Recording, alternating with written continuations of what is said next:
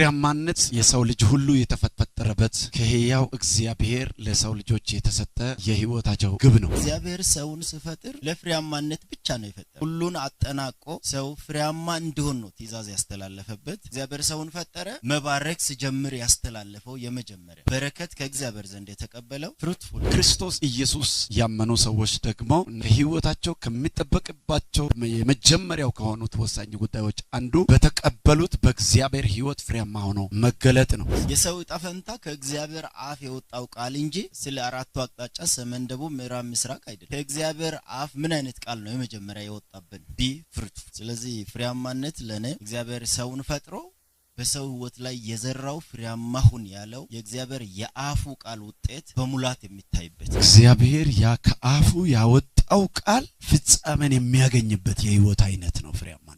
ፍሬያማነት የሰው ልጅ ሁሉ የተፈጠረበት ከሕያው እግዚአብሔር ለሰው ልጆች የተሰጠ የሕይወታቸው ግብ ነው። በክርስቶስ ኢየሱስ ያመኑ ሰዎች ደግሞ ሕይወታቸው ከሚጠበቅባቸው በሕይወታቸው እና የመጀመሪያው ከሆኑት ወሳኝ ጉዳዮች አንዱ በተቀበሉት በእግዚአብሔር ሕይወት ፍሬያማ ሆኖ መገለጥ ነው። ስለዚህም ነገር ዛሬ እዚህ ስቱዲዮ ውይይት እናደርጋለን። የተከበራችሁ የክርስቶስ አካልና ሙላት ቤተክርስቲያን ሚዲያ ተከታታዮች ያላችሁበት ሁሉ ሰላምን ለናንተ እመኛለሁ። ስለ ፍሬያማነትና እግዚአብሔርን እንዲሁም እግዚአብሔር ስለ ፍሬያማነት በዓል እንዲያከብሩና እንዲሁም ደግሞ በዚህ ዘመን ፍሬያማ ሰዎችና በሕይወታቸው የሚገጥመውን ቻሌንጅና የጠላትን ውጊያ በተመለከቱ ሐሳቦችን ዛሬ ከናንተ ጋር በዚህ ስቱዲዮ እናነሳለን። ከኛ ጋር እጅግ የተወደደና ፍሬያማ ጊዜ እንደምታሳልፉ ሰዓታችሁን በከንቱ እንደማታቃጥሉ ተስፋ እናደርጋለን። በጣም እንደምትማሩበት እናምናለን። ለዚህ ውይይት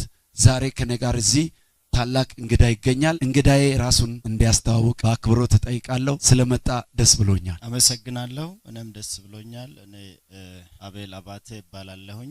በቤተ ክርስቲያን በመጋቢነት አገለግላለሁኝ። በተለያዩ ዘርፎች ላይ መጽሐፍ ቅዱስን አስተምራለሁኝ፣ እማራለሁኝ።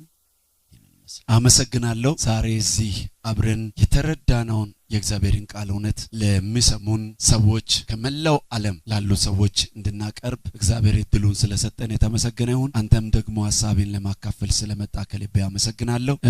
መጋቢ አቤል አባቴ እንግዲህ በቤተክርስቲያን ከሚያገለግለው አገልግሎት በተጨማሪ በተለያዩ ስነ መለኮት ትምህርት ቤቶች ትምህርቱን የእግዚአብሔርን ቃል የሚያስተምር ነው። ዛሬ ከሳቸው ጋር እጅግ ፍሬያማና ውጤታማ ጊዜ እንደምናሳልፍ በጣም በጌታ አምናለሁ። እናንተም እንድትከታተሉን በጌታ ፍቅር እጠይቃለሁ። እንዲሁም ደግሞ ይህንን ሚዲያችንን የምትመለከቱትን ቻናል ሰብስክራይብ፣ ሼር እና ኮሜንት